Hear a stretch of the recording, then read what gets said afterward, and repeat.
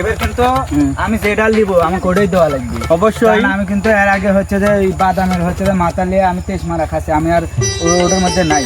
সমস্যা নাই, এর আগে যেমন চাচা একটা সমাধান দিছে, আবার না হয় নতুন ভাবে আবার সমাধান দিবে, এত টেনশন কি? তুই আমার ছোট ভাই। চাচা আপনি আপনি এবার হচ্ছে যে গেলবার বাদামের কি করেছেন, আমি লস খাচ্ছি, এবার আপনি এই আমের ভাগটা আপনি করে দেন। আসেন। আমি শুনছি যে আর আগের বার তোর বাদাম ভাগ করে দিছি, সেই লেবুলে তোর বাড়ির জ্ঞান জাম, দুই ভাইয়ের মধ্যে বলে জ্ঞান জাম।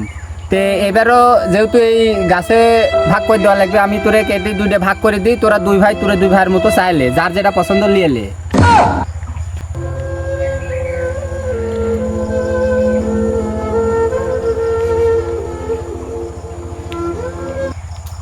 তাহলে তোরে যেহেতু ভাগ করা লাগবি, আর এই একটা গাছই তো, তাহলে এই গাছের আর কি ভাগ করে দেবো? একটা গাছ যেহেতু, এই যে এইখানে দেখছো গোড়ার সাইড আর ওই সাইডে উপরের সাইড, তাহলে গোড়ার সাইড একজন লে আর উপরের সাইড একজন লে, তোরা দুই ভাই মীমাংসা করে যার যেটা পছন্দ নিয়ে লে। এর আগে নাকি হচ্ছে যে তোর হচ্ছে বাদামের নাকি হচ্ছে মাথা নিয়ে নাকি অনেক লস হয়েছে, এখন চাচা ভাগ করে দিছে এই নিচে না হয় ওপরে। তোর এখন ওপরে নিবি না নিচে নিবি, তুই এখন নিয়ে ফেল, আমাকে তাও বারবার ডিস্টার্ব করিস না।